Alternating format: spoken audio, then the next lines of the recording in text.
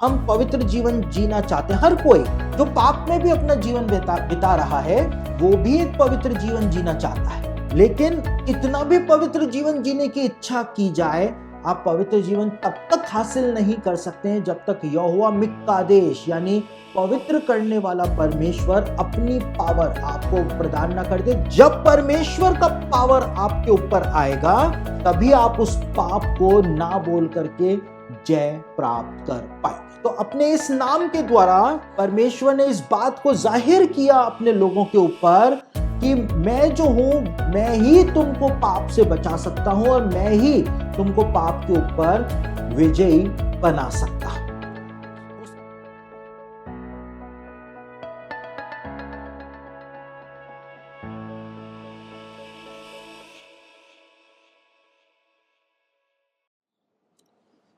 परमेश्वर के नाम कैसे परमेश्वर के नेचर को, उसकी पर्सनैलिटी को, उसके व्यवहार के बारे में, उसके गुणों के बारे में हमको बताते हैं।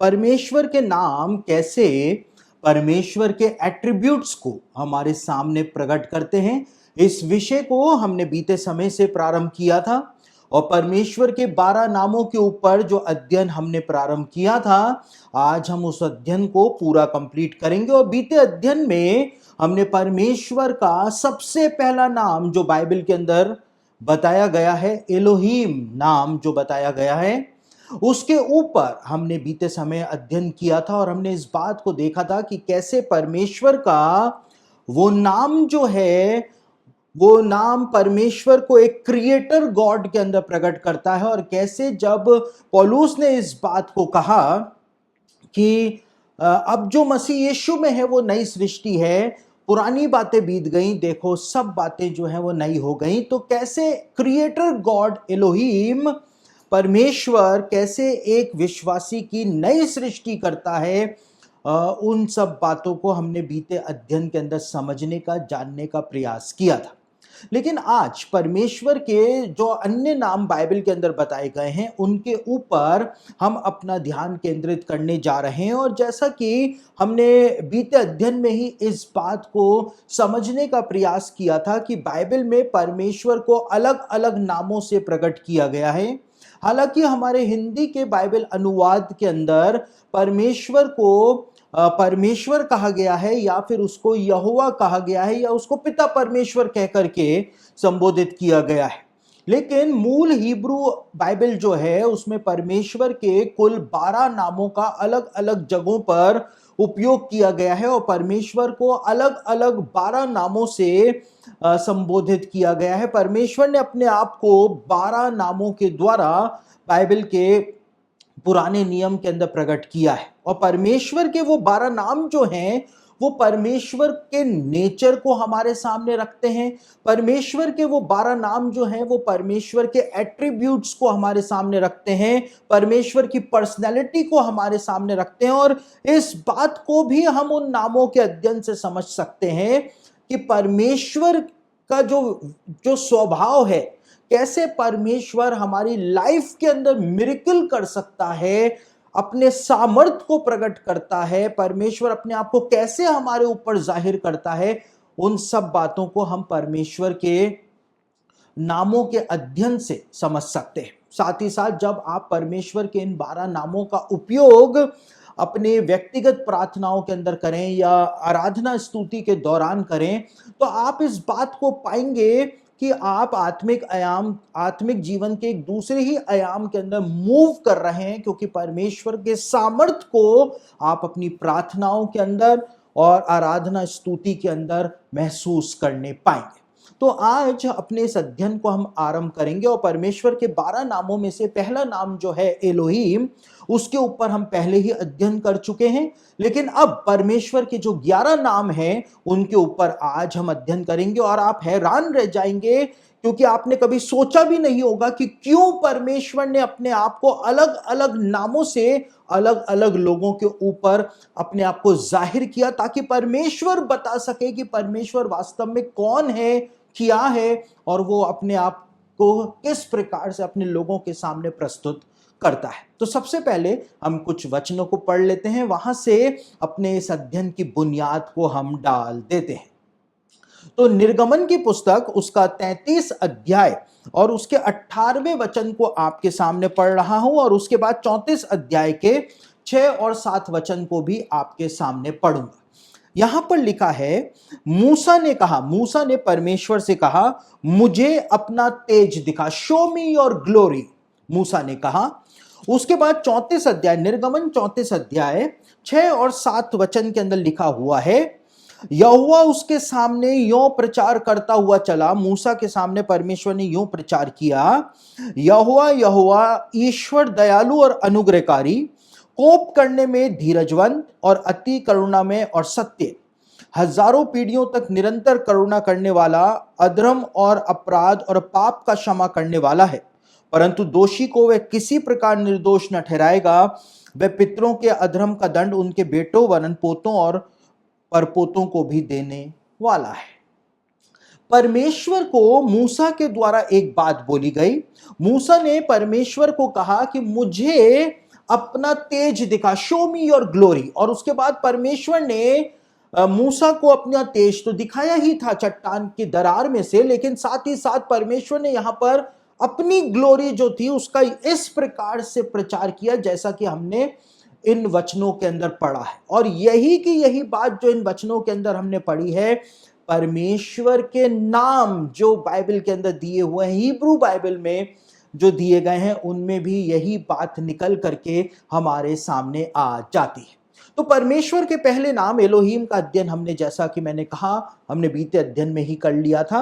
आज हम परमेश्वर का दूसरा नाम जो बाइबल में बताया हुआ है उससे अपने इस अध्ययन को प्रारंभ करने जा रहे हैं। तो उत्पत्ति की पुस्तक उसका दूसरा अध्याय और उसके 4 वचन के अंदर परमेश्वर का वो दूसरा नाम जो है वो बताया गया है। एकदम से ही पहले अध्याय में परमेश्वर को एलोहीम के रूप में प्रकट किया गया, एलोहीम नाम से प्रकट किया गया, खुद परमेश्वर ने किया। लेकिन दूसरे अध्याय में परमेश्वर एक दूसरे नाम से अपने आप को प्रकट करता है। उत्पत्ति की पुस्तक यानी पैदाइश, बुक ऑफ जेनेसिस, उसका दूसरा अध्याय उसके 4 वचन के अंदर लिखा हुआ है, आकाश और पृथ्वी की उत्पत्ति का वृत्तांत यह है कि जब वे उत्पन्न हुए, अर्थात जिस दिन यहोवा परमेश्वर ने पृथ्वी और आकाश को बनाया। यहां पर अब एलोहीम परमेश्वर जो पहले अध्याय में था उसका दूसरा नाम यहां पर बताया गया है, उसको दूसरे नाम से प्रकट किया गया है। अब यहोवा नाम जो है वो यहां पर इंट्रोड्यूस होता हुआ हमको दिखाई देता है। मनुष्य की रचना करते समय परमेश्वर ने अपने आप को एलोहीम के तौर पर प्रकट नहीं किया, लेकिन परमेश्वर ने अपने आप को यहोवा परमेश्वर के रूप में प्रकट किया। हिब्रू में पढ़े तो वहां पे लिखा है याहवे एलोहीम, यहोवा परमेश्वर। यहोवा नाम जो है वो परमेश्वर की इंसान के साथ रिलेशनशिप को दर्शाता है। एलोहीम परमेश्वर ने इंसान के साथ वैसी रिलेशनशिप नहीं रखी, लेकिन परमेश्वर ने यहोवा नाम से अपने आप को इंट्रोड्यूस किया। और उसके बाद परमेश्वर ने यहां पे दूसरे अध्याय में लिखा है कि किस प्रकार से आदम को परमेश्वर ने बनाया, किस प्रकार से परमेश्वर ने हवा को जो है वो बनाया था। तो परमेश्वर ने एक रिलेशनशिप जो थी उसको यहां पर प्रकट किया और वाचा बांधी परमेश्वर ने, यानी यहोवा परमेश्वर जो है वो इंसान के साथ वाचा के अंदर सहभागी होता है। और यहोवा परमेश्वर जो है उससे परमेश्वर ने अपने नेचर को प्रकट किया, अपनी प्रवृत्ति को प्रकट किया।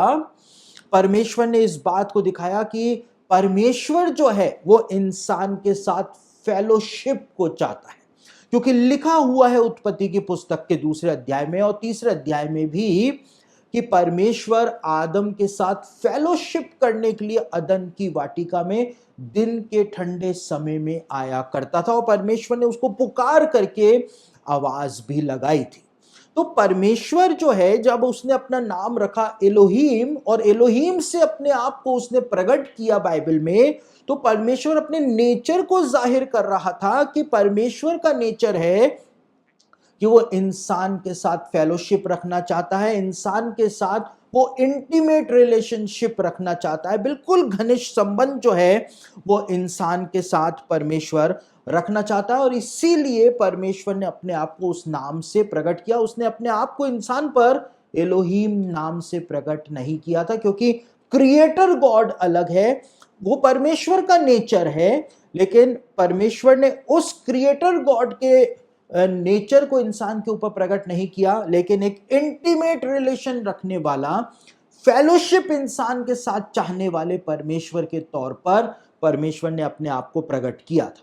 और इसीलिए परमेश्वर क्योंकि इंसान के साथ क्लोज रिलेशनशिप चाहता है, इसीलिए बाइबल के अंदर जब यीशु ने अपने शिष्यों को प्रार्थना करना सिखाया, तो यीशु ने इस बात को कहा था कि तुम इस रीति से प्रार्थना किया करो, हे हमारे पिता। यानी कि एक इंटीमेट रिलेशनशिप जो है, एक क्लोज रिलेशनशिप जो है, परमेश्वर चाहता है कि उसका हर एक जन, चाहे वो स्त्री हो चाहे वो पुरुष हो, परमेश्वर के साथ इस प्रकार का क्लोज रिलेशन वो रखने पाए, ताकि परमेश्वर आकर के उनके साथ संगति कर सके, परमेश्वर आकर के उनके साथ बात कर सके।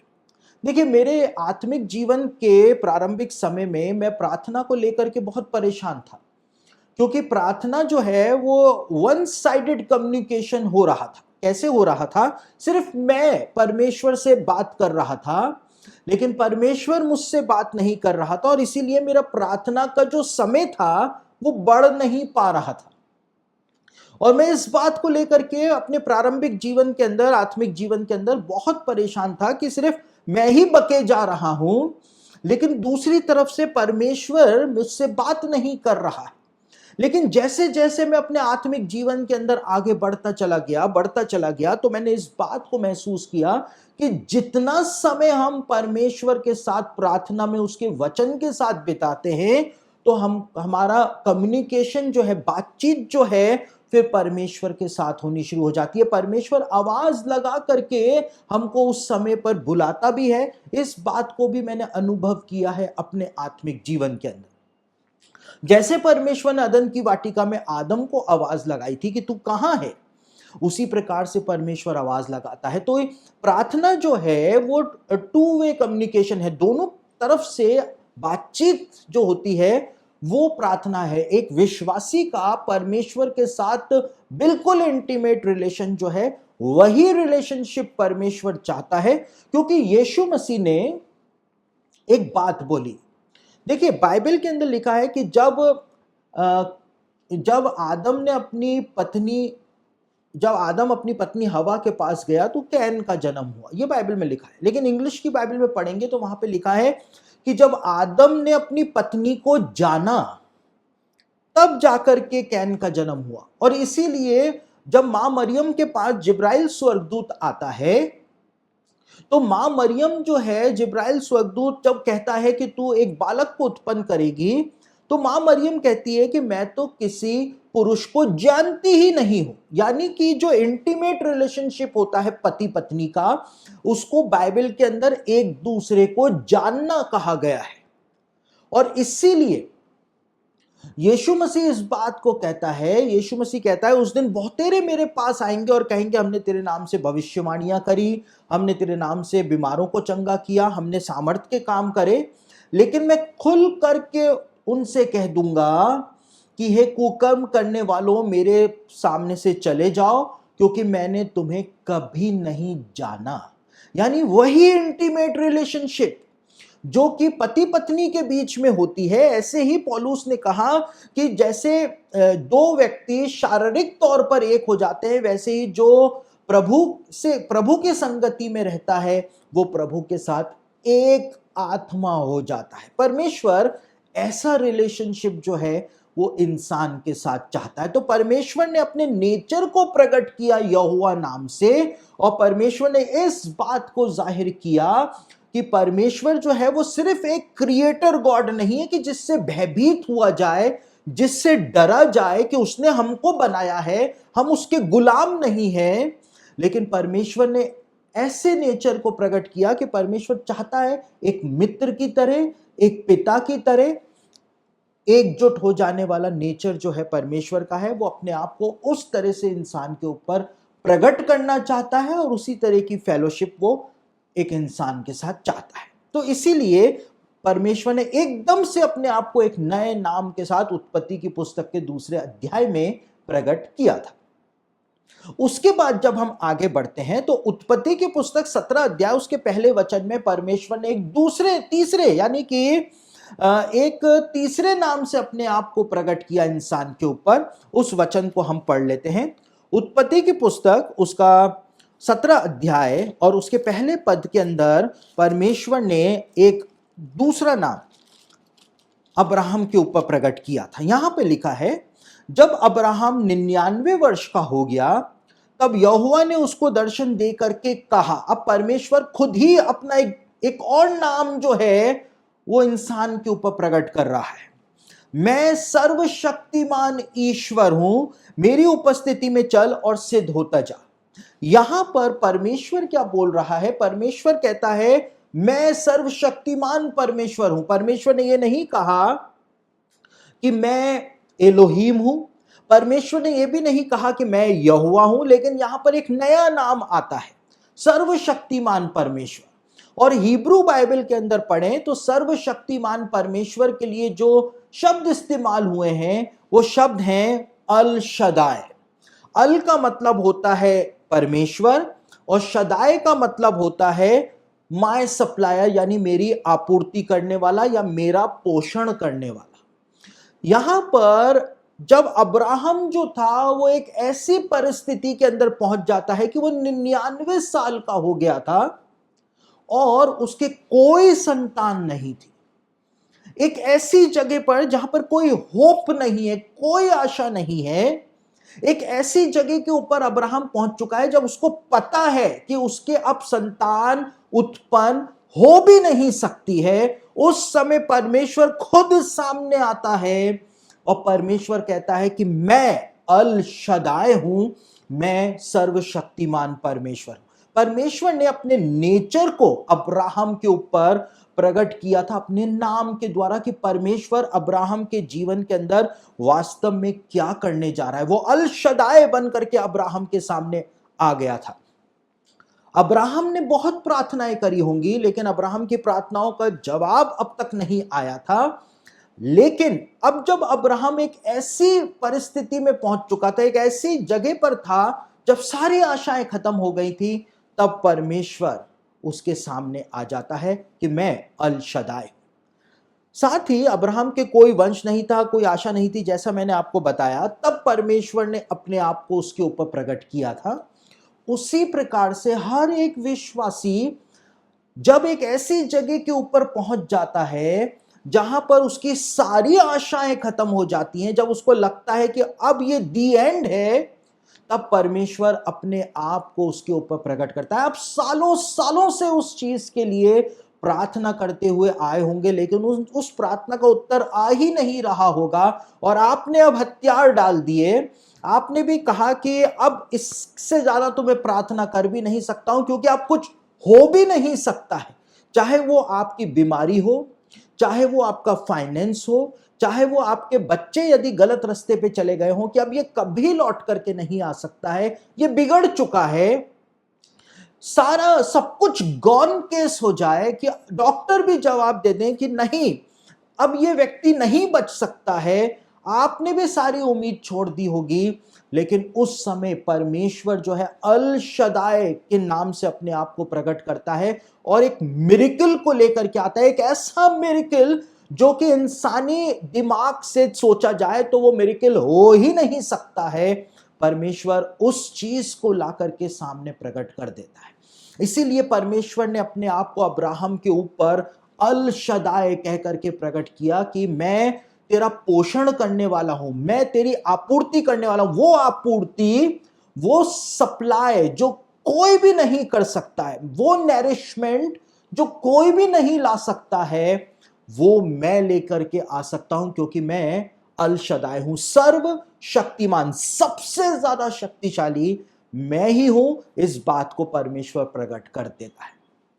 तो अपने दूसरे नाम के द्वारा, एक और नाम जो परमेश्वर ने बताया, उसके द्वारा परमेश्वर अपने एक पर्सनैलिटी को अपने विश्वासी के ऊपर, अपनी संतान के ऊपर प्रकट करता है। सारी आशाएं खत्म हो गई, कोई बात नहीं, लेकिन बाइबल में लिखा है कि विश्वास करने वाले के लिए सब कुछ हो सकता है। और जब हमारा विश्वास भी डगमगाने लगता है तो भी परमेश्वर अल शदाई के रूप में आकर के हमारे विश्वास को बढ़ा देता है।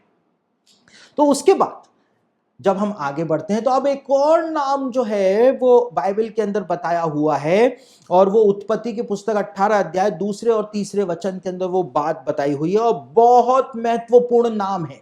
वो नाम परमेश्वर का सिर्फ नाम नहीं है, लेकिन वो नाम जो है वो बहुत कुछ हमारे सामने प्रकट कर देता है। उत्पत्ति की पुस्तक 18 अध्याय दूसरे और तीसरे वचन के अंदर क्या लिखा है, आपके सामने पढ़ रहा हूं। उसने आंखें उठाकर दृष्टि की अब्राहम ने, तो क्या देखा कि 3 पुरुष उसके सामने खड़े हैं।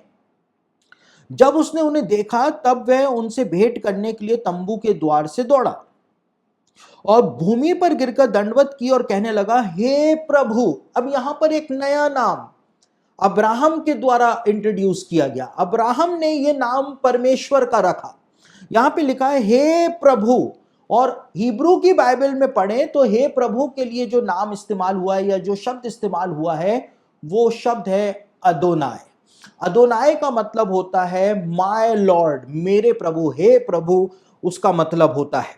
और अदोनाय का मतलब जो होता है, प्रभु जो है उसका मतलब होता है मेरे स्वामी। यानी कि जब अब्राहम ने इस बात को कहा हे प्रभु, हे स्वामी, अदोनाय जब अब्राहम ने कहा, तो उसके बोलने का अर्थ यह था कि वो अब ये स्वीकार कर रहा है कि वो पूरी तरह से परमेश्वर के अधीन है, और आगे आने वाला जो उसका जीवन है वो भी वो परमेश्वर की अधीनता में और उसकी आज्ञाकारिता के अंदर बिताएगा। जब आप परमेश्वर को कहते हैं प्रभु, और जब आप उसको कहते हैं अदोनाय, क्योंकि प्रभु का मतलब अदोनाय ही होता है, स्वामी ही होता है। जब आप उसको अपना स्वामी डिक्लेयर करते हैं, प्रभु कहते हैं, चाहे आप यीशु को प्रभु कह रहे हो, चाहे आप परमेश्वर को प्रभु कह करके संबोधित कर रहे हो, तो आप उस स्वामी की अधीनता को ग्रहण करते हैं। आप इस बात की घोषणा करते हैं कि ये मेरा स्वामी है और मैं इसकी अधीनता स्वीकार करता हूं, और आगे आने वाला मेरा शेष जीवन जो है उसमें मैं इसी की सारी आज्ञाओं के अनुसार, अपने स्वामी की आज्ञाओं के अनुसार अपना सारा जीवन जो है वो व्यतीत करूंगा। तो आज्ञाकारिता जो है वो अदोनाय नाम के साथ जुड़ी हुई है। जब आप परमेश्वर को प्रभु कह करके घोषित करते हैं, अपना प्रभु उसको कहते हैं, तो उसके साथ आज्ञाकारिता जुड़ी हुई है। और इसीलिए यीशु मसीह ने एक बात बोली। यीशु मसीह ने कहा कि जब तुम मेरी आज्ञाओं का पालन नहीं करते हो तो फिर तुम मुझे क्यों हे प्रभु कहते रहते हो। यानी कि यदि आप किसी को प्रभु कहते हैं, यीशु को कहते हैं, परमेश्वर को कहते हैं, तो आपको यह स्वीकारना पड़ेगा कि अब आप उस स्वामी की अधीनता में हैं और उस स्वामी की सारी आज्ञाओं का पालन आपको करना पड़ेगा। और इसीलिए यीशु ने इस बात को भी कहा कि बहुतेरे जो प्रभु प्रभु के नाम की रट लगाते हैं वो सब परमेश्वर के राज्य के अंदर प्रवेश नहीं कर पाएंगे। क्यों नहीं कर पाएंगे? क्योंकि सिर्फ मुंह से प्रभु बोल देना और प्रभु की अधीनता को स्वीकार करना, उसकी आज्ञाओं का पालन करना, दोनों अलग अलग बातें हैं। तो बाइबल के अंदर परमेश्वर को अदोनाय के नाम से प्रकट किया गया है, और अदोनाय का मतलब यह है, जब हम परमेश्वर को कहते हैं अदोनाय, हे प्रभु, तो हम इस बात की घोषणा करते हैं कि वास्तव में हम परमेश्वर के अधीन हैं और उसकी सारी आज्ञाओं का पालन हम अपने जीवन के अंदर करेंगे। तो परमेश्वर ने इस नाम के द्वारा अपने नेचर को प्रकट किया है कि परमेश्वर हमसे चाहता क्या है। वो चाहता है कि हम उसकी अधीनता के अंदर रहें। इसीलिए बाइबल में लिखा है परमेश्वर के अधीन हो जाओ। अधीन होने का मतलब है उसकी आज्ञाओं को मानना। परमेश्वर के अधीन हो जाओ और शैतान का सामना करो। जब तक आप परमेश्वर की अधीनता को स्वीकार नहीं करेंगे, उसकी आज्ञाओं का पालन नहीं करेंगे, आप शैतान का सामना कर ही नहीं सकते।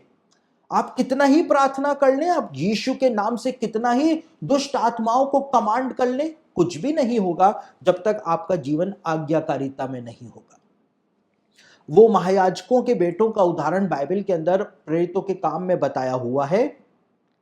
कि ये कि पौलुस को देख करके उन्होंने भी पौलुस की देखा देखी करके दुष्ट आत्माएं निकालना शुरू कर दी थी कि जिस यीशु का प्रचार पौलुस करता है उसी के नाम से हम तुझे आज्ञा देते हैं कि इसमें से निकल। तो दुष्ट आत्मा जो थी उसने उपद्रव करके उन लोगों को नंगा करके वहां से भगाया था। क्यों?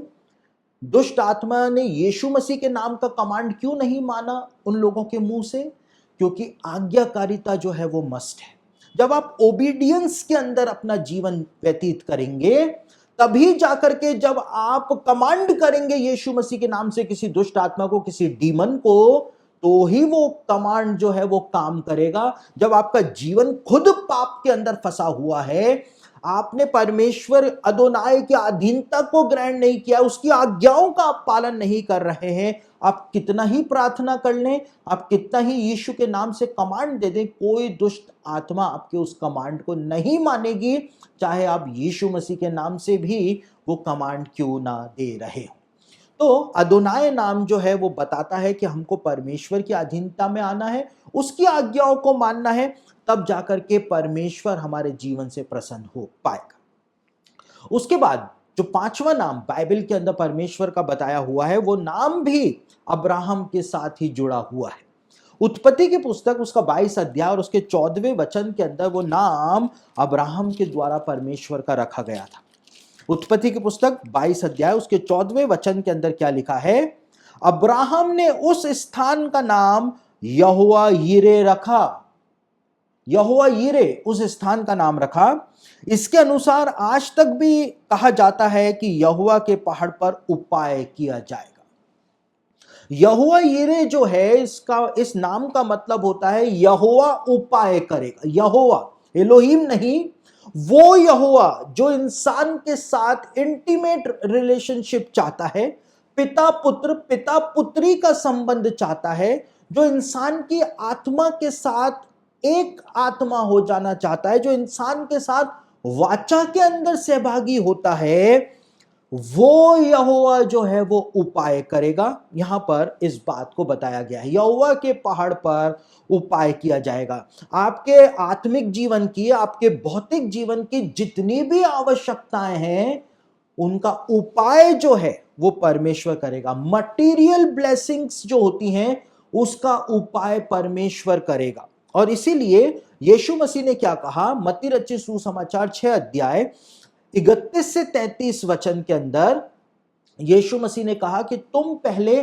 परमेश्वर के राज्य और धर्म की खोज करो, तो ये सब वस्तुएं जो हैं वो तुमको अपने आप मिल जाएंगी, क्योंकि तुम्हारा स्वर्गीय पिता जानता है कि तुमको ये सारी वस्तुएं चाहिए। तो तुम मटेरियल ब्लेसिंग्स की तलाश में मत रहो, तुम परमेश्वर के राज्य की खोज करते रहो, उसके वचन को पढ़ते रहो, उसके साथ इंटीमेट रिलेशनशिप बना करके रखो, एक आत्मा उसके साथ हो जाओ। ये सारी मटेरियल ब्लेसिंग्स जो हैं, घर हो गया, विवाह हो गया, या भोजन वस्तु हो गई, खाने पीने का जो चिंता लोगों को सताती रहती है, फाइनेंस की चिंता जो सताती रहती है, बच्चों की फीस की चिंता जो सताती रहती है, तुम पहले परमेश्वर के राज्य और धर्म की खोज करो, क्योंकि स्वर्गीय पिता को पता है कि तुमको ये सब वस्तुएं चाहिए। वो उपाय करेगा, वो अपने आप ही तुमको दे देगा, लेकिन पहले तुम उसके राज्य और धर्म की खोज करो। तो यहोवा यीरे उपाय करने वाला, जो आपको लगता है कि उपाय हो नहीं सकता है, मेरे बच्चों की फीस भरनी है, मैं कैसे करूं? परमेश्वर उपाय करेगा। पर इलाज कराने को पैसे नहीं है, कैसे क्या होगा? परमेश्वर उपाय करेगा, क्योंकि वो यहोवा यीरे है। परमेश्वर ने इस नाम के द्वारा अपने अपने नेचर को प्रकट किया है कि वो उपाय करने को हमेशा तैयार खड़ा रहता है। लेकिन पहले तुम उसके राज्य और धर्म की खोज करो, तो तुम्हारे लिए सारे प्रबंध जो है वो अपने आप होते चले जाएंगे। दूसरी ओर परमेश्वर ने हमारी आवश्यकताओं की पूर्ति करने की जिम्मेदारी ली है, हमारे लालच की पूर्ति करने की जिम्मेदारी नहीं ली है। याकूब की पत्री उसका 4 अध्याय उसके 2 वचन के अंदर याकूब कहता है कि तुम मांगते हो और तुमको मिलता नहीं है, क्योंकि तुम बुरी इच्छा से मांगते हो ताकि तुम उसको उड़ा दो। कहने का मतलब यह है कि अगर आपको किसी चीज की आवश्यकता है तो परमेश्वर उपाय करेगा, ब्लेसिंग देगा और वो चीज आपको मिल जाएगी। लेकिन वो हमारी लालच की पूर्ति नहीं करता है कि उसने ये चीज ले लिया, मेरे को भी ये चीज चाहिए, मैं प्रार्थना कर रहा हूं। परमेश्वर कभी भी वो चीज नहीं देगा। तुम बुरी इच्छा से मांगते हो ताकि दूसरों को नीचा दिखा सको, दूसरों के सामने घमंड कर सको, इसलिए तुमको मिलता भी नहीं है। याकूब ने अपनी पत्री में इस बात को कहा है। तो परमेश्वर हर एक चीज का उपाय करता है, हर एक चीज का। बाइबल में लिखा हुआ है, अब्राहम जो था, उसने जब सदोम के राजा ने उसको कहा जितना भी माल तू चाहे इसमें से उठा ले, लेकिन अब्राहम ने सदोम के राजा को कहा कि मैं तेरा कोई भी माल नहीं लूंगा, कहीं ऐसा ना हो कि तू कहे कि अब्राहम मेरे कारण धनी हो गया है। क्योंकि अब्राहम तो परमेश्वर के कारण धनी हुआ है, परमेश्वर अब्राहम के लिए उपाय करता है। तो कहने का मतलब यह है कि परमेश्वर का ये नाम जो अब्राहम ने रखा, यहोवा यिरे, उसके जीवन का जो अनुभव था, अब्राहम के जीवन का जो अनुभव था, वो अब्राहम ने उस नाम के अंदर जाहिर किया था कि कुछ भी हो जाए, परमेश्वर हर एक चीज का इंतजाम प्रॉपर समय के ऊपर कर देता है। तो परमेश्वर ने अपने नाम से इस बात को प्रकट किया था। साथ ही जो छठा नाम बाइबल के अंदर परमेश्वर का बताया हुआ है, एक अद्भुत नाम है और एक अद्भुत बात इस नाम के साथ जुड़ी हुई है। निर्गमन की पुस्तक उसका 15 अध्याय 23 से लेकर 26 वचन जो हैं, उसके अंदर इस बात को बताया गया है। फिर मारा नामक एक स्थान पर पहुंचे इजरायली, वहां का पानी खारा था, वे उसे ना पी सके, इस कारण उस स्थान का नाम मारा पड़ा। तब वे यह कहकर मूसा के विरुद्ध बकबक करने लगे, हम क्या पिएं? तब मूसा ने यहोवा की दुहाई दी और यहोवा ने उसे एक पौधा बतला दिया, जिसे जब उसने पानी में डाला तब वह पानी मीठा हो गया। वहीं यहोवा ने उनके लिए एक विधि और नियम बनाया और वहीं उसने यह कहकर उनकी परीक्षा की, यदि तू अपने परमेश्वर यहोवा का वचन तन मन से सुने और जो उसकी दृष्टि में ठीक है वही करे और उसकी आज्ञाओं पर कान लगाए और उसकी सब विधियों को माने, तो जितने रोग मैंने मिस्रियों पर भेजे हैं उनमें से एक भी तुझ पर ना भेजूंगा, क्योंकि मैं तुम्हारा चंगा करने वाला यहोवा, एलोहीम नहीं, मैं तुम्हारा चंगा करने वाला यहोवा हूं, अदोनाय भी नहीं, लेकिन वो यहोवा, जो वो परमेश्वर जो इंसान के साथ बिल्कुल क्लोज फेलोशिप चाहता है, मैं तुम्हारा चंगा करने वाला यहोवा हूं। हिब्रू की बाइबल में पढ़े तो वहां पर चंगा करने वाला यहोवा जो है, उसके लिए जो शब्द इस्तेमाल हुए हैं, जो नाम इस्तेमाल हुआ है, वो है यहोवा राफा। यहोवा राफा हूं, राफा कहकर के चंगाई देने वाला राफा परमेश्वर ने अपने आप को प्रकट किया था। लेकिन यहां पर ये सब कुछ जो मैंने आपके सामने निर्गमन की पुस्तक में से पढ़ा, मारा नामक स्थान पर जो हुआ था, यहां पर एक बहुत गहरी आत्मिक बात बताई हुई है जिसको हम अक्सर मिस कर जाते हैं, और हिंदी का बाइबल ट्रांसलेशन उस बात को हमारे लिए और विकट बना देता है। यहां पे लिखा है, जब मारा नामक एक स्थान पर पहुंचे, चंगाई कैसे मिली? परमेश्वर ने कहा, मैं तुम्हारा चंगा करने वाला परमेश्वर हूं, यहोवा राफा हूं। तो चंगाई मिली कैसे? पानी को कैसे परमेश्वर ने चंगा किया? मूसा को एक पौधा बतला दिया। इंग्लिश की बाइबल अनुवाद पढ़ें या मूल हिब्रू बाइबल पढ़ें तो वहां पर पौधा शब्द का इस्तेमाल नहीं हुआ है, लेकिन जो शब्द इस्तेमाल हुआ है वो है एक पेड़ की लकड़ी परमेश्वर ने मूसा को बताई थी। वो लकड़ी जब जल के अंदर डाली गई थी तो जल जो था वो मीठा हो गया था, ये बात बताई गई। यहां पे पौधा शब्द इस्तेमाल किया गया है हिंदी के बाइबल अनुवाद में, लेकिन अंग्रेजी के बाइबल अनुवाद में और मूल हिब्रू बाइबल के अंदर वुड शब्द का इस्तेमाल किया गया है कि ट्री का वुड परमेश्वर ने मूसा को बताया था।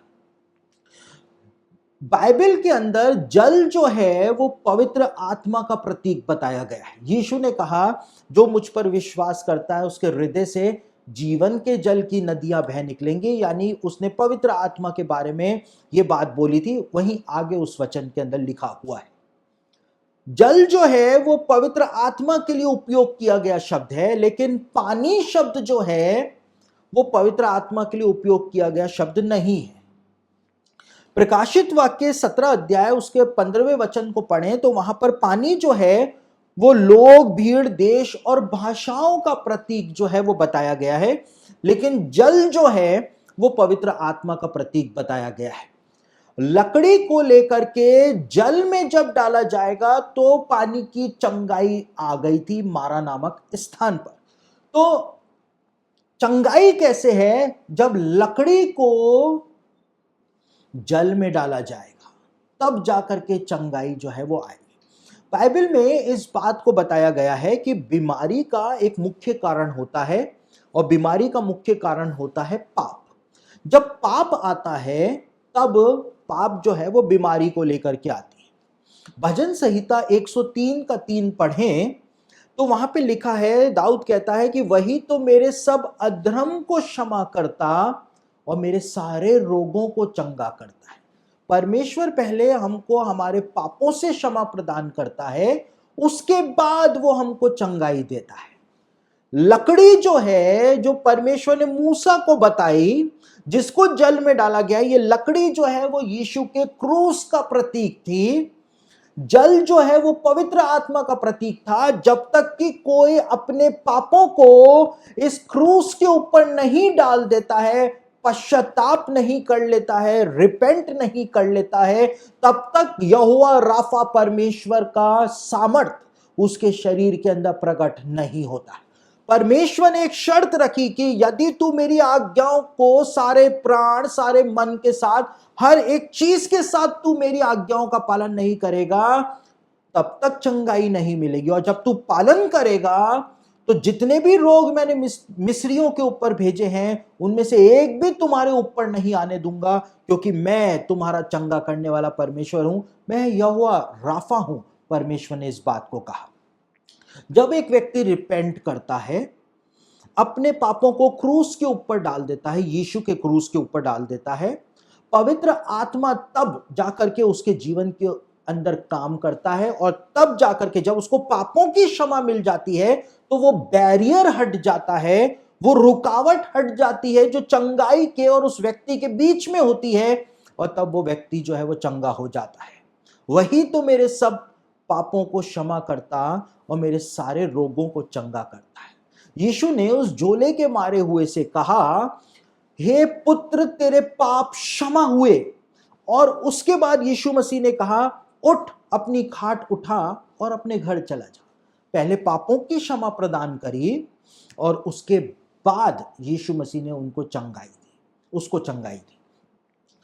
आज अधिकांश लोगों को चंगाई इसलिए नहीं मिल पाती है, चाहे वो बड़े से बड़े प्रचारक की सभा में क्यों ना चले जाएं, उनको चंगाई इसलिए नहीं मिल पाती है क्योंकि उन्होंने अपने पापों से पश्चाताप किया ही नहीं है, रिपेंट किया ही नहीं।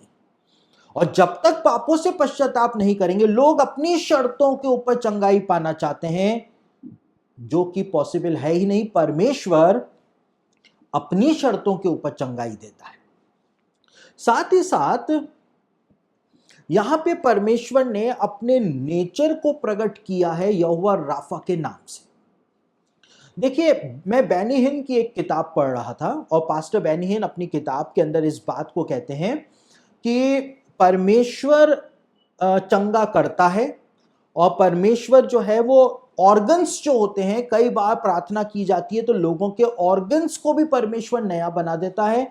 किन्हीं लोगों के ऑर्गन्स नहीं होते हैं तो परमेश्वर ऑर्गन्स को भी बना देता है। लेकिन बेनी हिन अपनी किताब के अंदर इस बात को लिखते हैं कि परमेश्वर ये काम सिर्फ उन लोगों के लिए करता है जिनका जीवन अभी शेष बचा हुआ है। यानी कि किसी को जवानी में या अधेड़ उम्र में या 50 साल 60 साल की उम्र के अंदर अगर किसी को कोई बीमारी हो गई और उसका अभी उसकी आयु के 20 साल 25 साल या 30 साल उसकी आयु के अभी भी बचे हुए हैं, तो परमेश्वर ऐसा मिरेकल उनके जीवन में करता है। परमेश्वर यहोवा राफा बन के उनके सामने आता है। लेकिन जो अपनी आयु पूरी कर चुके हैं, 85 साल के हैं, 90 साल के हैं, 80 साल के हैं, और उनको यदि ऐसी कोई बीमारी हो जाती है कि उनका कोई ऑर्गन खराब हो जाता है या उनको कोई बहुत ही भयानक रोग हो जाता है, तो अधिकांश बार परमेश्वर का, यहोवा राफा परमेश्वर का सामर्थ उनके जीवन में प्रकट नहीं होता है।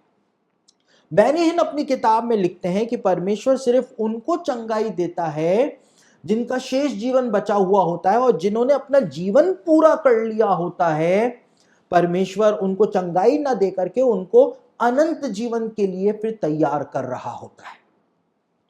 बेनी हिन के एक साथी थे जिनके बारे में उन्होंने बुक के अंदर बताया है, स्टीव ब्रुक उनका नाम था, और वो एक लेडी के फ्यूनरल के अंदर गए थे, बेनी हिन बताते हैं। और वो लेडी जो थी वो 95 इयर्स की होकर के मरी थी, उसको 95 इयर्स तक कोई बीमारी नहीं थी, और उसने अपनी आयु पूरी करी और वो 95 इयर्स की होकर के मरी थी। उसके फ्यूनरल के समय उस बुजुर्ग लेडी जिसकी डेथ हुई थी, उसकी बेटी चिल्ला चिल्ला करके रो रही थी, वाई मामा वाई, यानी कि मामा आप क्यों मर गई, आप क्यों मर गई, परमेश्वर ने ऐसा क्यों होने दिया। तो बेनी हिन के जो साथी थे स्टीव ब्रोक, वो उस लेडी के पास गए, उसकी बेटी के पास गए और जाकर के कहा कि ये क्या बात हो गई, वाई मामा का क्या मतलब है। परमेश्वर ने आपकी मामा को 95 इयर्स तक जिंदा रखा, परमेश्वर ने उनको कोई बीमारी होने नहीं दी, और परमेश्वर ने उनको अभी तक सही सलामत रखा था, इसलिए परमेश्वर का धन्यवाद करो। क्योंकि ये बात सबको पता है कि जब इंसान का जन्म हुआ है तो एक दिन उसकी मृत्यु होगी ही होगी।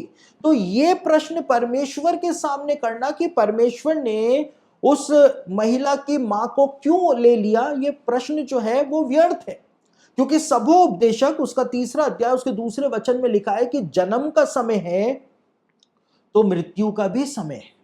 95 इयर्स की अगर उसकी माताजी हो गई थी और वो उनकी चंगाई के लिए प्रार्थना कर रही थी कि प्रभु इनको कुछ होने मत देना, इनको अभी भी ठीक रखना, ये रखना वो रखना, तो बेनी हिन कहते हैं कि यहोवा राफा परमेश्वर का सामर्थ ऐसी सिचुएशन के अंदर प्रकट नहीं होता है, क्योंकि वो लेडी अपनी पूरी आयु जी चुकी है, 95 इयर्स की वो हो चुकी थी। अब उसको चंगाई दे करके आगे और जिंदा रखना वो परमेश्वर की योजना में नहीं है, इसलिए परमेश्वर अब अनंत जीवन की उनसे तैयारी करवाता है और उनकी आत्मा को अपने पास बुला लेता है। तो बेनी हिन ने इस बात को बोला है, क्योंकि जब मसीही लोग इस वचन को पढ़ते हैं कि मैं तुम्हारा चंगा करने वाला यहोवा हूं, और जब उनके परिवार के किसी प्रियजन को चंगाई नहीं मिल पाती है तो वो कहते हैं कि ये वचन झूठा है, क्योंकि परमेश्वर ने हमारे परिवार के प्रियजन को चंगा किया ही नहीं। लेकिन बेनी हिन बताते हैं कि चंगाई पाने का भी एक क्राइटेरिया है, और जो उस क्राइटेरिया के अंदर फिट बैठता है, सबसे पहले तो आपको रिपेंट करना है और उसके बाद परमेश्वर से क्षमा मांगनी है उन सारे पापों की, फिर आपके ऊपर परमेश्वर का सामर्थ प्रकट होगा। लेकिन वो सामर्थ भी अगर आपकी आयु के काफी साल अभी भी बचे हुए हैं तो ही परमेश्वर अपना यहोवा राफा का सामर्थ आपके ऊपर प्रकट करेगा, वरना प्रकट नहीं करेगा। बेनी हिन एक और लेडी के बारे में बताते हैं जो कि हॉस्पिटल में एडमिट थी, 80 साल से ज्यादा उसकी उम्र थी, और बेनी हिन उसके लिए प्रार्थना करने जब गए तो हॉस्पिटल में बेनी हिन उसके लिए जब प्रार्थना करने वाले थे तो उस लेडी ने बेनी हिन का हाथ पकड़ लिया और उसने कहा मेरी चंगाई के लिए प्रार्थना मत करना, क्योंकि मैं अपना पूरा जीवन जी चुकी हूं, बस ये प्रार्थना करना कि परमेश्वर की योजना मेरे जीवन के अंदर पूरी होने पाए।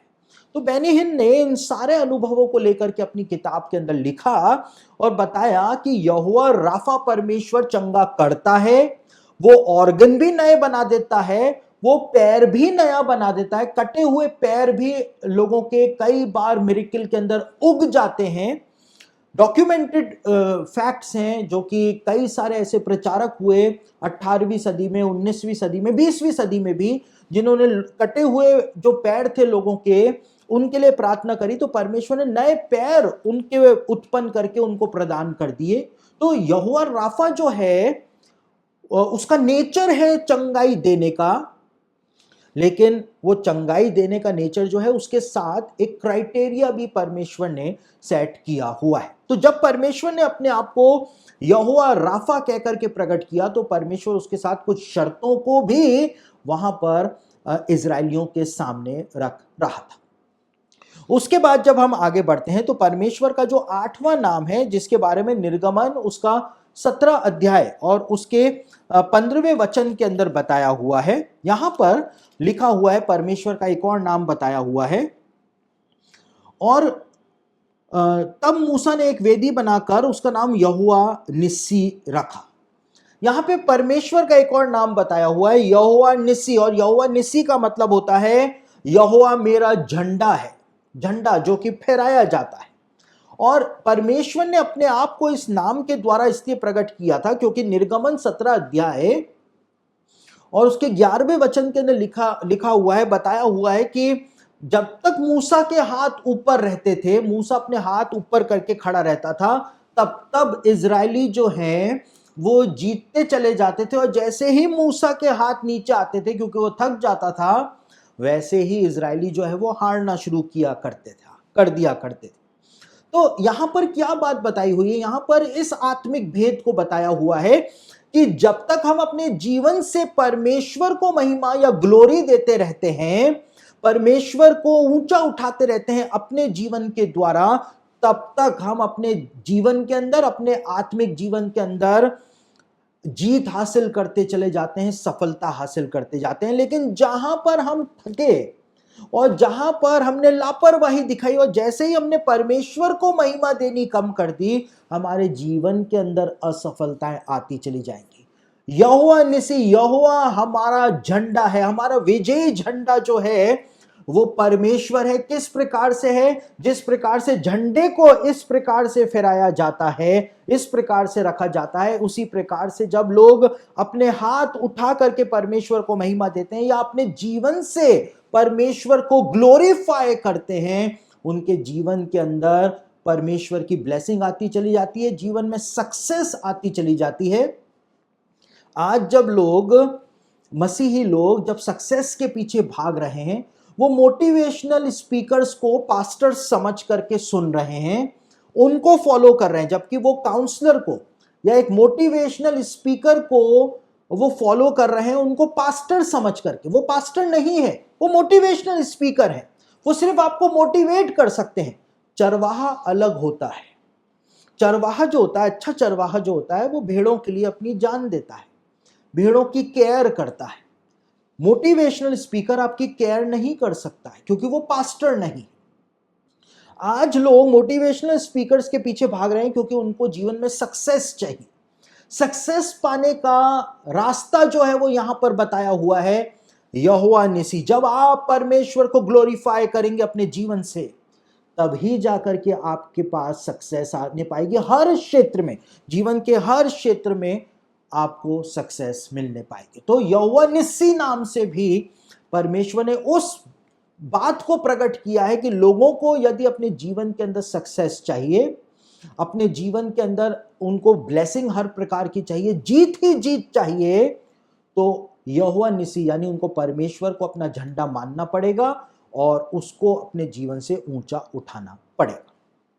उसके बाद परमेश्वर का नवा नाम जो बताया गया है, लेव्य व्यवस्था उसका 19 अध्याय और उसके दूसरे पद में, वहां पर क्या लिखा है उस बात को भी हम पढ़ लेते हैं, क्योंकि परमेश्वर के जो नाम है वो परमेश्वर के अद्भुत नेचर को हमारे सामने प्रकट करते हैं। फिर यहोवा ने मूसा से कहा, इजरायलियों की सारी मंडली से कहे कि तुम पवित्र बने रहो, क्योंकि मैं तुम्हारा परमेश्वर यहोवा पवित्र हूं। मैं तुम्हारा परमेश्वर यहोवा पवित्र हूं, परमेश्वर ने इस बात को कहा। और हिब्रू बाइबल के अंदर मैं तुम्हारा परमेश्वर यहोवा पवित्र हूं, इसके लिए हिब्रू बाइबल में जो शब्द इस्तेमाल हुआ है वो है यहोवा मिक्कादेश। यहोवा मिक्कादेश, और यहोवा मिक्कादेश का मतलब होता है पवित्र करने वाला परमेश्वर, पवित्र करने वाला। परमेश्वर ने कहा तुम पवित्र बनो। हमको सारे प्रयास करने हैं जिसके द्वारा हम पवित्र रह सकें, पवित्र बन सकें। लेकिन सारे प्रयास करने के बावजूद हम कभी सफल नहीं हो सकते हैं जब तक कि परमेश्वर का वो सामर्थ हमको ना मिले। जब तक परमेश्वर अपना सामर्थ हमको प्रदान नहीं करेगा, हम प्रयास कर रहे हैं पवित्र जीवन जीने के लिए, हमको प्रयास करने हैं। परमेश्वर अपने आप हमको पवित्र नहीं करेगा। वो जब हमारे प्रयासों को देखेगा कि हम पवित्र जीवन जीने के लिए प्रयास कर रहे हैं, तब परमेश्वर अपना सामर्थ प्रकट करेगा ताकि हम पवित्र जीवन जी सके। तो यहोवा मिक्कादेश जो है वो अपनी पावर अपने लोगों को प्रदान करता है ताकि हम एक पवित्र जीवन जो है वो व्यतीत कर पाए। और इसीलिए निर्गमन उसका 31 अध्याय उसके 13वें वचन को भी हम पढ़ लेते हैं। वहां पर इसी विषय में एक बहुत महत्वपूर्ण बात जो है वो बताई हुई है। निर्गमन उसका 31 अध्याय उसके 13वें वचन के अंदर लिखा हुआ है, तू इजरायलियों से यह भी कहना, निश्चित तुम मेरे विश्राम दिनों को मानना, क्योंकि तुम्हारी पीढ़ी पीढ़ी में मेरे और तुम लोगों के बीच में यह एक चिन्ह ठहरे, जिससे तुम ये बात जान रखो कि यहोवा हमारा पवित्र करने वाला है। परमेश्वर ही हमको पवित्र बनाता है, पवित्र करता है, लेकिन हमको हमारे प्रयास करने, और जब हम अपने प्रयास करेंगे, आज हम पवित्र जीवन जीना चाहते हैं। हर कोई जो पाप में भी अपना जीवन बिता रहा है वो भी एक पवित्र जीवन जीना चाहता है, लेकिन कितना भी पवित्र जीवन जीने की इच्छा की जाए, आप पवित्र जीवन तब तक हासिल नहीं कर सकते हैं जब तक यहोवा मिक्कादेश यानी पवित्र करने वाला परमेश्वर अपनी पावर आपको प्रदान ना कर दे। जब परमेश्वर का पावर आपके ऊपर आएगा तभी आप उस पाप को ना बोल करके जय प्राप्त कर पाएंगे। तो अपने इस नाम के द्वारा परमेश्वर ने इस बात को जाहिर किया अपने लोगों के ऊपर कि मैं जो हूं, मैं ही तुमको पाप से बचा सकता हूं और मैं ही तुमको पाप के ऊपर विजयी बना सकता हूं।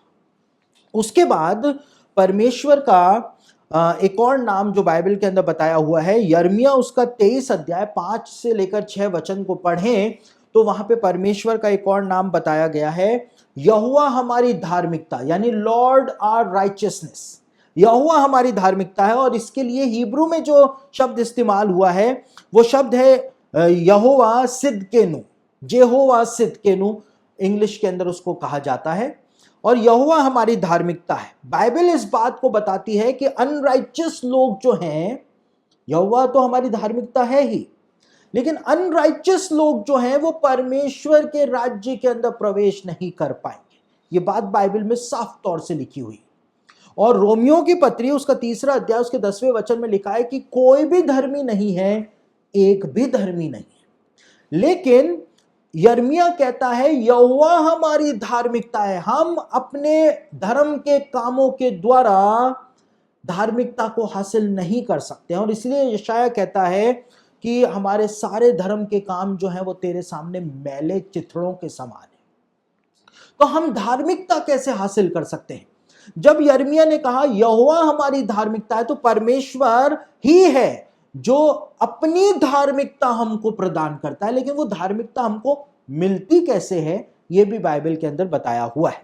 2 कुरिन्थियों उसका 5 अध्याय और उसके 21वें वचन को आपके सामने पढ़ रहा हूं, जहां पर प्रेरित पौलुस ने इस बात को बताया है कि वो धार्मिकता हमको मिलती कैसे है। 2 कुरिन्थियों 5 अध्याय 21वें वचन में, जो पाप से अज्ञात था उसी को उसने हमारे लिए पाप ठहराया कि हम उसमें होकर परमेश्वर की धार्मिकता बन जाए। यीशु मसीह के द्वारा हम परमेश्वर की धार्मिकता को प्राप्त करते हैं। जब परमेश्वर अपने आप को यहोवा सिदकेनु के तौर पर प्रकट करता है तो वो इस बात को हमारे ऊपर प्रकट करता है कि मेरी धार्मिकता तुम्हारे लिए रखी हुई है, लेकिन वो धार्मिकता तुमको यीशु मसीह के द्वारा ही प्राप्त होगी। जब हम यीशु को ग्रहण कर लेते हैं, जब हम यीशु को पहन लेते हैं, तो परमेश्वर की वो धार्मिकता जो है वो हमको प्राप्त हो जाती है, और उस धार्मिकता के बिना कोई भी परमेश्वर के राज्य के अंदर प्रवेश नहीं कर सकता है। तो परमेश्वर अपने इस नाम के द्वारा भी अपनी मनसा को, अपनी पर्सनैलिटी को, अपने नेचर को इंसान के ऊपर प्रकट कर रहा था। उसके बाद जो 11वां नाम परमेश्वर का बाइबल के अंदर बताया हुआ है, एक अद्भुत नाम बताया हुआ है, न्यायों की पुस्तक उसका 6 अध्याय उसके 24वें वचन के अंदर यहोवा शालोम उसका नाम बताया हुआ है। और शालोम जो है उसका मतलब होता है शांति। हिब्रू एक्सेंट के अंदर शालोम को शलोम कहा जाता है, लेकिन अधिकतर उसकी करेक्ट प्रोनाउंसिएशन जो है वो शालोम ही होती है। न्यायियों की पुस्तक 6 अध्याय 17 और 18 वचन को पढ़े तो वहां पर गिदोन जो था उसको शक था कि वास्तव में मुझसे कोई स्वर्गदूत ही बात कर रहा है, परमेश्वर का संदेश ही मुझको दिया जा रहा है। तो वो कहता है यहीं पर ही रुकना, स्वर्गदूत को कहता है मैं जाकर के बलिदान का सामान लाता हूं, तो उस बलिदान को ग्रहण करना, तब मुझको विश्वास होगा। और वो जाता है और वो मांस लेकर के आता है, अखमीरी रोटी लेकर के आता है और वो जूस लेकर के आता है। और 6 अध्याय के 20वें वचन के अंदर स्वर्गदूत जो होता है वो कहता है इस जूस को लेकर के चट्टान के ऊपर उंडेल दे, मांस और अखमीरी रोटियों को रख दे, और उसके बाद स्वर्गदूत जो होता है वो मांस और अखमीरी रोटी को भस्म कर देता है। सवाल ये उत्पन्न होता है कि स्वर्गदूत ने जूस को चट्टान के ऊपर उंडेलने को क्यों कहा था? क्योंकि यशाया की किताब के अंदर बताया है कि जूस, ये ऑरेंज जूस या पाइनएप्पल जूस, मैं इनकी बात नहीं कर रहा हूं, लेकिन यहां पर कुछ स्पेशल टाइप का जूस जो ये बलिदान चढ़ाने के लिए लाया था, ये वास्तव में क्या था ये मुझको नहीं पता है, लेकिन वो किसी फल का जूस नहीं था, लेकिन उस चीज को जूस बोला गया है। तो ये जूस जो है यशाया उसका उसका 65 अध्याय और 2 से लेकर 4 वचन को पढ़ेंगे तो वहां पर जूस जो है उसको अशुद्धता का, अनक्लीननेस का प्रतीक बताया गया है। अब ये ऑरेंज जूस, पाइनएप्पल जूस या मौसमी का जूस, ये वो जूस नहीं है, तो आप उसको पी सकते हैं, लेकिन यहाँ पे कुछ और बात बताई गई है।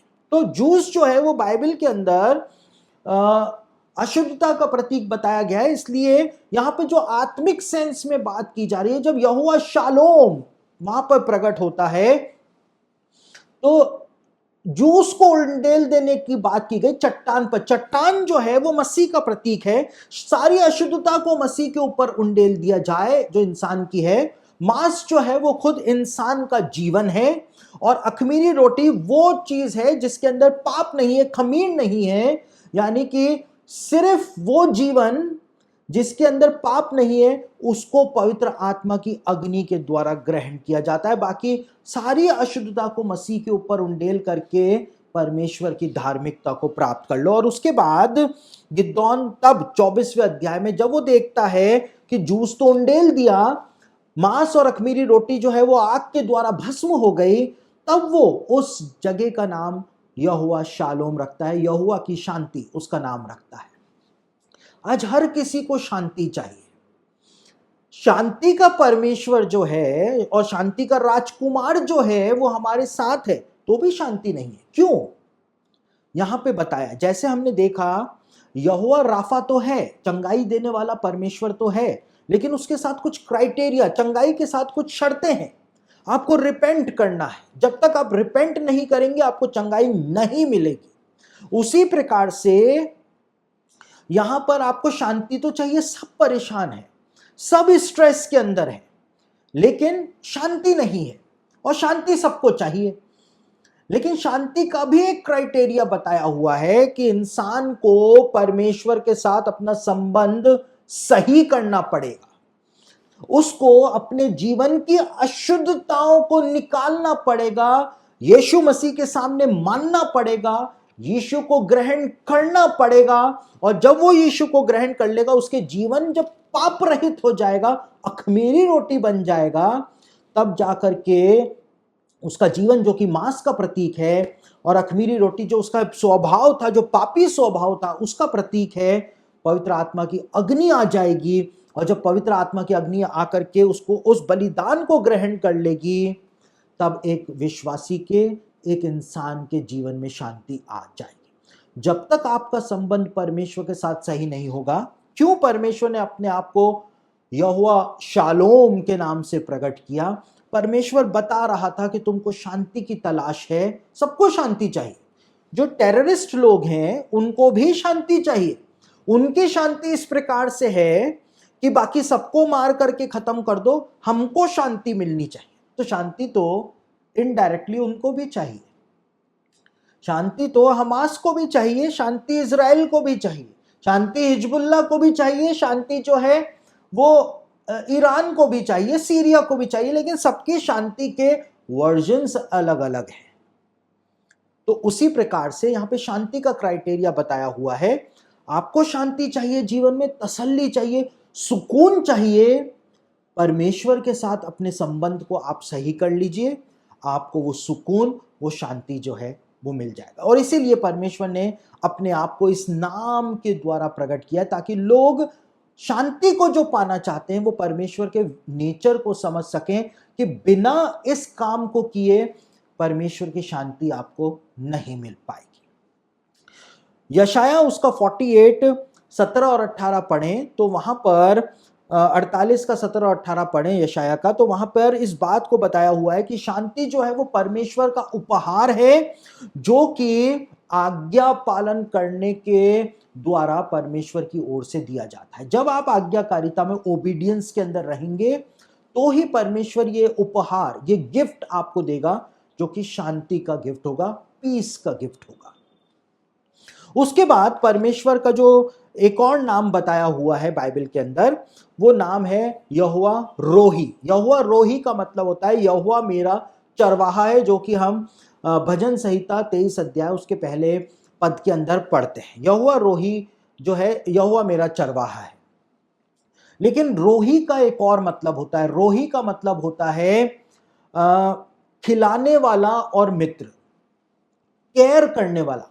यानी परमेश्वर अपने आप को जब एक चरवाहे के तौर पर प्रकट करता है, यहोवा रोही के तौर पर प्रकट करता है, तो परमेश्वर इस बात को बता रहा है बाइबल के अंदर कि मैं तुम्हारी केयर करने वाला परमेश्वर, और यहोवा परमेश्वर हूं मैं। एलोहिम परमेश्वर, एलोहिम रोही नहीं हूं, लेकिन मैं यहोवा रोही हूं। वही परमेश्वर जो इंसान के साथ फेलोशिप चाहता है, मैं तुम्हारी केयर करने वाला। जैसे एक माँ, बाइबल में लिखा है, जैसे एक माँ अपने बच्चों की केयर करती है, वैसी केयर करने वाला परमेश्वर। बीते दिनों मैं और मेरी पत्नी जब बैठ करके बातचीत कर रहे थे तो मैंने मेरी पत्नी से एक बात बोली। मैंने कहा कि बच्चों को माँ बाप से ज्यादा प्यार कोई भी दुनिया में नहीं कर सकता है, कोई भी नहीं कर सकता है। और जब हम बात कर रहे थे तो अचानक से ही मुझको बाइबल का वो वचन याद आया। मैंने मेरी पत्नी से कहा, मैंने कहा बाइबल में परमेश्वर कहता है कि एक माँ भी अपने बच्चे को भूल सकती है, लेकिन मैं तुम्हें नहीं भूल सकता हूं। यानी कि माँ बाप से भी ज्यादा और माँ से भी ज्यादा प्यार करने वाला जो है वो परमेश्वर है, केयर करने वाला जो है वो परमेश्वर है। और इस बात को बड़ी गंभीरता से यदि हम समझें तो एक ऐसा परमेश्वर जो हमारी इतनी केयर करता है, एक ऐसा परमेश्वर जो माँ से भी ज्यादा हमारी देखभाल करता है, हम निरंतर अपने जीवन में पाप करके उस परमेश्वर के दिल को दुखी करते हैं। वो हमारे साथ फेलोशिप चाहता है, वो हमारे साथ इंटीमेट रिलेशनशिप चाहता है। वो चाहता है कि हम उसके पुत्र और पुत्री बन जाएं, उसको हे हमारे पिता बोलें। लेकिन उसके बावजूद हम कितनी बार प्रतिदिन जीवन के अंदर पाप करके उसके दिल को दुखाते रहते हैं। वो हमारी केयर करता चला जाता है, हम उसके दिल को दुखाते चले जाते हैं। जिस प्रकार से एक चरवाहा अपनी भेड़ों की केयर करता है, मैं ज्यादा इसको लंबा लेकर के नहीं जाऊंगा, लेकिन जब मक्खियां जो होती हैं वो भेड़ों की नाक में और सिर के ऊपर अंडे दे देती हैं मक्खियां, तो उन अंडों की वजह से भेड़ों की नाक में और सिर में खुजलियां होनी शुरू हो जाती हैं। और उसके बाद भेड़ इतना खुजाती है पेड़ के अंदर अपनी नाक को और अपने सिर को कि वो लहूलुहान हो जाती है। तो इसीलिए जो चरवाहा होता है उस भेड़ को अपनी गोद में बिठाता है और उसके सिर के ऊपर जैतून का तेल लगाता है, उसकी नाक में जैतून का तेल लगाता है, ताकि वो इरिटेशन जो है वो भेड़ को खत्म हो सके। और इसीलिए दाऊद कहता है कि यहोवा मेरा चरवाहा है, उसने मेरे सिर पर तेल मला है। क्यों मला है? क्योंकि वो मेरी केयर करता है। जब मैं लहूलुहान हो गया तो वो मेरी केयर कर रहा है ताकि मुझको तकलीफ ना हो, इसलिए वो मेरी केयर करता है। भेड़ों का द्वार मैं हूं, यीशु मसीह ने कहा, अच्छा चरवाहा मैं हूं। भेड़ों के लिए भेड़शाला का दरवाजा जो होता है वो दरवाजा नहीं होता है, लेकिन जिस जगह के ऊपर चरवाहा खड़ा होता है वही भेड़ों का दरवाजा होता है। तो ये सब बातें बाइबल के अंदर बताई गई हैं। परमेश्वर का नेचर परमेश्वर ने यहोवा रोही के तौर पर प्रकट किया। परमेश्वर ने इस बात को बताया कि मैं हद से ज्यादा तुम्हारी केयर करने वाला परमेश्वर हूं। इस नेचर को परमेश्वर ने, अपनी इस पर्सनैलिटी को हमारे ऊपर प्रकट किया है। अब हम इसको कितनी गहराई से समझते हैं, ये हमारे ऊपर निर्भर करता है। उसके बाद एक अंतिम नाम जो बाइबल में परमेश्वर का बताया हुआ है, बाइबल में परमेश्वर को यहोवा शामा भी कहा गया है, शम्मा भी कहा गया है। और यहेजकेल की पुस्तक उसका 38 अध्याय उसके 35वें वचन में इस नाम का उपयोग किया गया है कि परमेश्वर वहां है, यहोवा शामा। ये एक प्रोफेटिक नेम है जो बताता है कि जब परमेश्वर का राज्य इस पृथ्वी के ऊपर आ जाएगा तो परमेश्वर अपने लोगों के साथ इस पृथ्वी के ऊपर वास करेगा। लेकिन इस नाम के द्वारा भी परमेश्वर ने अपनी प्रवृत्ति को, अपने नेचर को प्रकट किया है। यीशु मसीह ने इस बात को कहा जब उस यीशु मसीह से पूछा गया कि परमेश्वर का राज्य कब आएगा, तो यीशु मसीह ने कहा कि परमेश्वर का राज्य प्रकट रूप में नहीं आता है, और लोग ये ना कहेंगे कि परमेश्वर का राज्य वहां है या यहां है, लेकिन परमेश्वर का राज्य तुम्हारे बीच में है। यानी कि जब हम अपने जीवन को परमेश्वर के पूरी अधीनता के अंदर रखते हैं, उसकी आज्ञाओं का पालन करते हैं, तो परमेश्वर की शांति, परमेश्वर का प्रेजेंस जो है हमारे जीवनों के अंदर आ जाता है। और परमेश्वर यहोवा शम्मा के रूप में, यानी कि जिस प्रकार से लोग कहते हैं कि परमेश्वर वहां है, उसी प्रकार से लोग इस बात को आइडेंटिफाई करते हैं कि परमेश्वर इस व्यक्ति के अंदर है, क्योंकि इसके पास वो शांति है जो कहीं पर भी नहीं है। इसके पास वो आशीष है जो किसी को मिलती ही नहीं है। इसकी प्रार्थनाओं का उत्तर आता है, इसके घर के अंदर इतनी शांति है। जब मैं कॉलेज के अंदर था तो मैं बहुत प्रार्थना किया करता था। हमारे घर में हम 4 जने थे, 4 फैमिली मेंबर्स थे, हम बहुत प्रार्थना किया करते थे। और उस समय मेरा एक मुस्लिम फ्रेंड था जो कॉलेज में था, वो हमारे घर आया करता था। और जब भी वो आता था तो वो अंदर घर में घुसते के साथ ही मुझको एक बात बोला करता था। वो कहता था, तेरे घर के अंदर बहुत ही ज्यादा शांति। और वो 12-12, 15-15 घंटे हमारे घर के अंदर रहा करता था। वो कहता था, यहाँ से जाने का मन नहीं करता है, क्योंकि मुझको यहाँ पर आते साथ ही बहुत अच्छा लगता है, बहुत शांति सी मिलती है। यहोवा शम्मा परमेश्वर, यहोवा वहां है, वो शांति लोग महसूस कर पाएंगे। परमेश्वर के एक दास थे जिनका नाम था स्मिथ विगल्सवर्थ। उनका शिष्य इस बात को बताता है कि जब वो छोटे से घर में रहा करते थे, जब उनका शिष्य दरवाजा खोल करके अंदर जाता था तो उनके घर में इतनी शांति और परमेश्वर की प्रेजेंस रहती थी कि वो लिखता है उनकी बायोग्राफी के अंदर कि जब वो स्मिथ विगल्सवर्थ के घर के अंदर जाता था तो ऐसा लगता था कि दरवाजा खोल करके वो स्वर्ग के अंदर प्रवेश कर रहा। परमेश्वर अपने नाम के द्वारा अपने नेचर को बता रहा है कि वो हमारी जिंदगियों को स्वर्ग जैसा बनाने के लिए तैयार खड़ा हुआ है। क्या हम अपनी जिंदगियों को स्वर्ग बनाने के लिए परमेश्वर को मौका देने के लिए तैयार हैं? तो ये परमेश्वर के वो नाम हैं जो कि बाइबल के अंदर बताए हुए हैं, जो कि परमेश्वर को एक नए रूप में हमारे सामने प्रकट करते हैं, इस बात को बताते हैं कि परमेश्वर कितना सामर्थी है, वो हमारे जीवन में क्या कुछ नहीं कर सकता है। बस इस बात का इंतजार परमेश्वर करता रहता है कि हम कब पहला कदम उठाते हैं। जब हम पहला कदम उठाएंगे, परमेश्वर उसके बाद जब मूव होगा, हमारी जिंदगियां जो हैं वो पूरी तरह से बदल